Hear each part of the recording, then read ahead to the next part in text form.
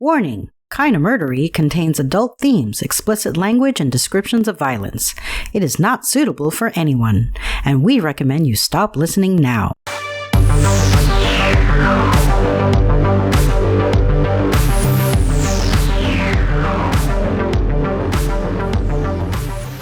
True crime with a dash of the paranormal, the garish, the strange, and the darkly comic. I'm Zevon Odelberg, host of Kinda Murdery, a podcast that's about more than just murder. It's my very own pocket dimension, home to a curated collection of bizarre and compelling stories, the unsolved, the unsettling, and the unbelievable. I cover it all, just so long as it's kinda murdery. Hey everybody, you just heard it there in the intro and you're about to hear it here because it's all true. I am Zevon Odelberg and this is Kinda Murdery, and welcome. You found your way to Part 2, the thrilling conclusion of Hellish Nell, the Scottish witch Nazi. Now notice that I said Part 2, so if you haven't heard Part 1 yet, go back and listen to it, then rejoin us. We'll save you a seat. If you'll recall from Sunday's episode, Helen Duncan, aka Hellish Nell, has just announced in one of her séances the sinking of the British battleship the HMS Hood in the Battle of Denmark Strait. Now this announcement comes as a spine-tingling shock to one of her séance attendees, Scottish intelligence officer Roy Firebrace. Firebrace immediately wonders, is it true that this ship was sunk? And if so, how the heck does this medium know about it when he, a man at the center of British intelligence, does not? Firebrace swiftly moves to confirm Helen Duncan's claims, and what he finds, much to his shock, is that yes, indeed, the HMS Hood was sunk in the Battle of Denmark Strait. Even more surprising, that sinking would not be admitted to or reported by the British government until months later. So the burning question on the minds of everyone with a little bit of authority or leverage in the British intelligence community is how in the heck a medium, presumed to be a fraud, could possibly be in possession of top secret government wartime secrets, aka the fate of the HMS Hood. And if she has this information, does that mean she has access to more information that could potentially be shared with the enemy? In the minds of the wartime establishment, Helen Duncan has moved from a paranormal curiosity / flim-flam entertainer into a possible threat to Great Britain's national security and even its continued existence. So if you're ready to find out more, please join me as we uncover what truths we can and solve what mysteries we may. Kinda Murderies, Hellish Nell, the Scottish witch Nazi, Part 2 starts now.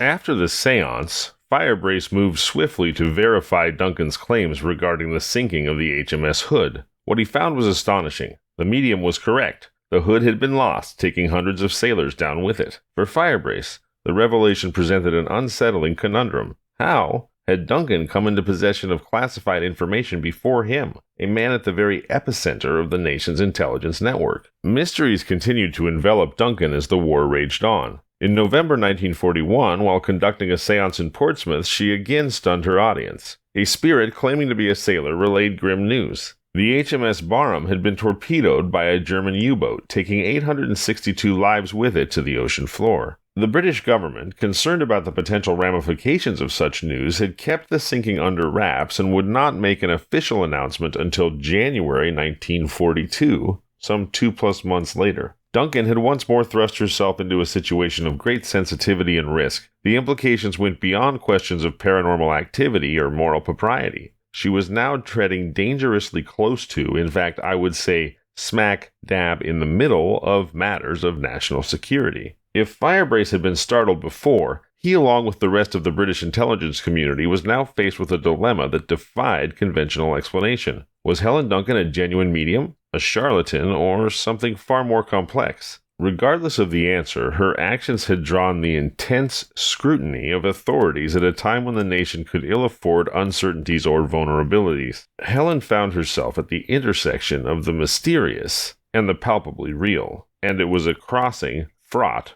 with peril. The question of how Helen Duncan obtained classified information about naval tragedies was a matter of serious concern to the authorities. It was not a topic that could be dismissed as mere parlor trickery or coincidence. While the British government was engaged in a life-or-death struggle against the Axis powers, here was a woman claiming to have knowledge of sensitive, closely guarded military secrets. As a result, she became a subject of quiet but intense surveillance by the powers that be. 2 years after the incident in Portsmouth concerning the HMS Barham, Duncan found herself once again in the same city conducting another séance. This time among her audience was Lieutenant Stanley Worth, a Royal Navy officer who harbored significant doubts about Duncan's supposed abilities. His skepticism intensified when Duncan purportedly summoned spirits of his relatives who were, to his certain knowledge, very much alive. Fueled by this incredulity and a desire to expose Duncan for what he believed she was, a fraud, Worth returned for another sitting. But he was not alone. Accompanying him was a police officer in disguise, blending in with the other attendees. As the séance unfolded in its mysterious ambiance, the disguised officer waited for the right moment. Then, seizing his opportunity, he sprang from his seat, drew back the curtain behind which Duncan was concealed, and arrested her on the spot. The arrest was more than just an attempt to unmask a suspected charlatan, obviously. It was a dramatic act that intersected with national anxieties and wartime secrecy. Helen Duncan had transformed from a figure of public fascination or even scorn to a person of interest in a national security investigation. Her arrest reflected the tension of a country at war, a country where the boundaries between the explicable and the inexplicable, between harmless spiritualism and dangerous exposure of state secrets, had become frighteningly blurred. Duncan, whether she realized it or not, had crossed an invisible line, and the consequences of that crossing were about to become all too real. The lineage of witchcraft-related prosecutions in the United Kingdom can be traced back for centuries. These historical proceedings were a grim testament to the public's fear and misunderstanding of those who were perceived to possess supernatural abilities. In the 16th century, witchcraft was not just an offense, it was a crime that could cost you your life. Janet Horne, who was executed in 1727, bears the tragic distinction of being the last person to be executed for witchcraft in Great Britain. Yet by the time Helen Duncan stood before the law, the legal framework had evolved. Charges related to witchcraft had grown exceedingly rare. In fact, mediums who found themselves in legal trouble were usually prosecuted under the Vagrancy Act, a law that originated in the 19th century. This legislation had a far less ominous purpose than the Executioner's Acts. It was primarily designed to protect the public from being defrauded by fortune-tellers, psychics, and other so-called fakes. This shift in how the legal system dealt with those who communed with the dead is a compelling reflection of the societal evolution that had occurred over the centuries. Once accusations of witchcraft could ignite community hysteria and culminate in the darkest of penalties. But in the 20th century, the focus had shifted from punishing heresy and witchcraft to prosecuting fraud. Nevertheless, Helen Duncan's case would reach back through the years to a time when witchcraft was a matter of life and death. She would find herself accused under the antiquated Witchcraft Act of 1735, a law rarely invoked in modern times but still lurking in the statutes, a vestige of a bygone era. In a story like this, it's impossible not to think about the lasting impact of these ancient laws and how they were often used to persecute women. Throughout history, witchcraft laws and witch trials served as a mechanism for a male-dominated society to punish or silence women who defied convention or who possessed something, whether it was property, power, or knowledge that others, generally men, coveted. In a world at war, where every misstep could have severe consequences, Helen Duncan's actions brought her into a collision with a past that many thought had been long buried, but was, it seemed, only lying dormant. The landscape of the legal proceedings against Helen took an unexpected turn when authorities shifted their strategy. Recognizing a potential loophole in the Vagrancy Act that Duncan charged for entry to her seances but not explicitly for magical services, they decided not to prosecute her under that act, and as we've just been discussing, they decided instead to dust off a nearly forgotten piece of legislation, the Witchcraft Act of 1735. Now, passed shortly after Janet Horne's execution, this was the last woman to be executed as a witch in Great Britain in 1727. Well, the Witchcraft Act was passed shortly after her execution, and the law aimed to modernize the country's approach to witchcraft. Rather than sentencing so-called witches to death, it imposed imprisonment for those claiming to practice or accusing others of practicing witchcraft. This shift in prosecutorial strategy underscored the unique gravity ascribed to Duncan's case. While her trial could have unfolded in Portsmouth, the local magistrates concluded that the circumstances were, quote, unusually grave, unquote. Thus, they determined she should face her accusers at London's Central Criminal Court, commonly known as the Old Bailey, an institution steeped in centuries of legal tradition and societal judgment. It was a move that elevated her case to a level of scrutiny and visibility that few others received. Once the heart of legal proceedings against witches, the Old Bailey now stood as a more modern edifice of justice. Yet for Helen Duncan, it was about to serve as the backdrop for a convergence of past and present, a stage where old laws long considered dormant could reawaken to cast judgment upon her. It's a decision that invites reflection on how the judicial system can, at times, reach into the archives of history to wield laws that were products of their time, but feel incongruous in the present. The move to prosecute Duncan under the Witchcraft Act of 1735 serves as a chilling reminder that the past, with all its prejudices and fears, is never as distant as many of us would like to assume. Hellish Nell's trial unfolded in such a fashion that it was impossible to ignore, not just for the everyday citizen, but also for those sitting in the highest seats of government. Beginning on March 23, 1944, the courtroom drama became a national preoccupation. Journalists chronicled each twist and turn, effectively turning the trial into what could only be described as a media circus. It was a vivid tableau of legal and societal attitudes, a spectacle so unordinary, so extraordinary, that it caught the eye of none other than Prime Minister Winston Churchill himself. With a war to win and a nation to lead, Churchill nevertheless took a moment to denounce the proceedings against Duncan as, quote, obsolete tomfoolery. His words echoed in the corridors of power, adding a layer of almost oxymoronic absurdity to the gravity of what was already a watershed moment in British history. Then, on April 3rd, the jury returned from their deliberations with a verdict that reverberated beyond the courtroom. Guilty. In this moment, the entire drama, tinged with elements of the arcane and the judicial, reached its climax. The guilty verdict was more than a legal decision. It was a societal pronouncement, a declaration that seemed to defy the advances of modernity that a world at war had so painfully wrought. A medium, prosecuted under a law more than 2 centuries old, was found guilty in the very heart of a society that split the atom and was coming to terms with the dawn of the computer age. And yet, Helen Duncan was found guilty of the most medieval, the most ancient, the most biblical even of crimes: witchcraft. And so the verdict stood, inscribed in the historical record, a testimony to the complexities and contradictions that characterize human societies, even in their gravest hours, perhaps most especially in their gravest hours. The chain of events surrounding Helen Duncan's trial raises some compelling questions that cannot be easily dismissed. Was her prosecution merely an application of an outdated law, a last gasp of archaic beliefs regarding witchcraft and mediums, or was there something more at play, something deeply rooted in wartime strategies and safeguarding of state secrets? I think it seems pretty clear that it was a little bit of both. But these questions take on more weight when you consider the timing. You see, Helen Duncan was found guilty on April 3, 1944. Just 2 months later, on June 6th, Allied troops launched their secret invasion of Nazi-occupied France, what we all remember today as D-Day. The stark proximity of these 2 dates led some to wonder, did the British government, in prosecuting Duncan,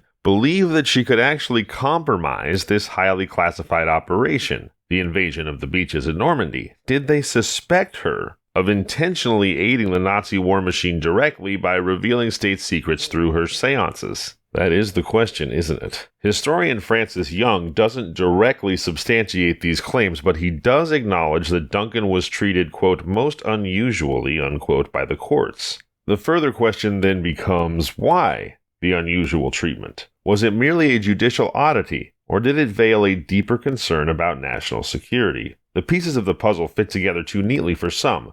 fueling the belief that Duncan's legal proceedings were not merely a bizarre anomaly, but a calculated move, driven perhaps by concerns far graver and more strategic than the public was led to believe. While nothing can be said definitively, these questions envelop the Helen Duncan story in a cloak of mystery that extends beyond the courtroom, into the shadowy corridors where war strategies were being formed. It remains a baffling episode, tantalizingly perched at the intersection of wartime exigencies, the judicial system, and the inexplicable. In the face of monumental events that were shifting the course of world history, Helen Duncan and her legal team mounted a final, desperate appeal to overturn her conviction. The appeal largely focused on the dubious nature of the conviction under the Witchcraft Act of 1735, a law considered outdated and rarely enforced by that time, as we have discussed. Her defense argued that she should not have been convicted under this legislation, as it was intended to prosecute fraudulent claims of magical powers rather than the sort of mediumistic activities that Helen was engaged in. And I have to tell you that I think this argument absolutely holds legal merit, and her conviction probably should have been tossed out. You see, the law itself was aimed at penalizing individuals who claimed to possess the ability to conjure spirits or perform acts of witchcraft, not necessarily those who actually believed they had such abilities or who actually did have such abilities. In other words, being magical was only a crime if you were fraudulently magical, lying to people about abilities you didn't have. Being actually Harry Potter magical should have, even under the Witchcraft Act of 1735, been legal. However, despite the strength of the arguments presented, Helen's appeal was ultimately unsuccessful and she remained incarcerated, which I think indicates what's already been repeatedly suggested, which is that her prosecution and arrest had more to do with wartime secrecy concerns than the fact that anyone was concerned about her conjuring ectoplasm in dim rooms under red lights. Duncan was transported to Holloway Prison, a facility known for its grim atmosphere and tough conditions. As she walked through Holloway's daunting gates, she unknowingly etched her name into the annals of legal history. She became the very last person to feel the weight of iron bars close behind her due to the Witchcraft Act, a law soon to be considered obsolete, but one that had cost Helen dearly. While Duncan languished in her cell, contemplating a future clouded by uncertainty, another medium named Jane York was tried under the same antiquated legislation. At the ripe old age of 72, York faced her own day in court in September 1944. Unlike Duncan, however, she was fined a mere £5 and spared the harshness of imprisonment. It was as if society was slowly recognizing the absurdity and injustice of such prosecutions for witchcraft. Was that it? Or was it the fact that D-Day had already come and gone successfully, so York wasn't nearly the perceived threat that Duncan was? The Witchcraft Act itself would only survive a few more years. The law was officially taken off the books in 1951. But for Helen Duncan, the repeal came too late. The toll had already been exacted, a life altered irrevocably, and a cautionary tale penned in the margins of a society in flux. However, there's something that seems to sadly have been forgotten all too often these days, and that is whenever looking at historical events, the context is crucial. And in understanding what happened to Helen Duncan, context is everything. We must remember that Great Britain was in the grips of World War II, facing an existential threat from Nazi Germany. This was not a time of relative peace or stability, but a period marked by enormous national anxiety and life or death stakes. And Duncan had predicted more than one classified military event correctly, raising alarming questions about the safety of Great Britain's entire communications pipeline, and of course its national security. So the actions taken against her by the British government may be seen as more understandable, even justifiable, when compared to other instances where governments have acted to suppress individuals. Times when that suppression occurred when the government, the society, the people were not facing immediate and extreme threats, as Britain was in World War II. For example, the case of Raif Badawi in Saudi Arabia comes to mind. Badawi was imprisoned and sentenced to 1,000 lashes for creating a blog that criticized the Saudi government. Consider also the plight of the Uyghurs in China, who are being detained and subjected to forced labor and other human rights abuses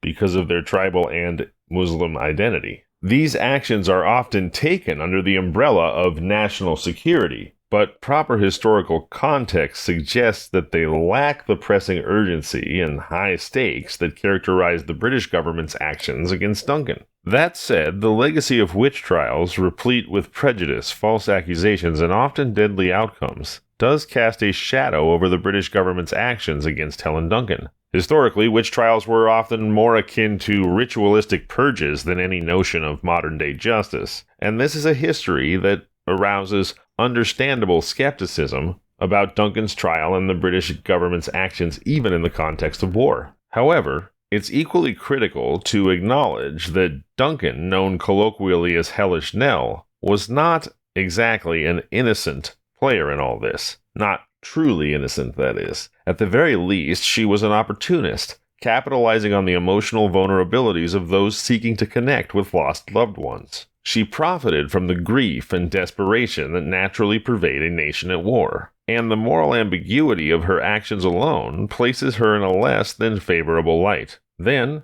there's the disturbing, almost inconceivable question that we must ask. What if Duncan was indeed a legitimate witch, or at least a real medium, an actual supernaturally powered being who had chosen to collaborate with the Nazis? While it's a speculative leap, it's not entirely outside the realm of possibility, given that she somehow obtained information about the sinking of British ships not once, but twice. Information so precise and immediate that it startled even those privy to military secrets. This is a fact too, and it raises serious questions about her intentions and the potential risks that she did in fact pose to national security. In the final analysis, we're left with this reality. The full scope of Duncan's abilities, fraudulent or authentic, has never been proven and thus remains shrouded in mystery. And it's precisely this lack of clarity that prevents us from categorically vilifying or absolving her. What we do know is that, intentional or not, she existed at the intersection of the inexplicable and the dangerous, and in times of national crisis, that is an exceptionally precarious place to be. In this context, while the British government's actions may have been extreme, they were not necessarily unfounded. Duncan's case serves as a cautionary tale for both the government and the individual. It's a reminder of how fear and uncertainty can make the lines between right and wrong all the more blurry. The ethical questions surrounding Hellish Nell remain relevant today, serving as a stark warning that we remain ever vigilant about how society treats those who operate on its fringes, especially during times of national crisis. Until next time, I'm Zevon Odelberg, and this has been Kinda Murdery.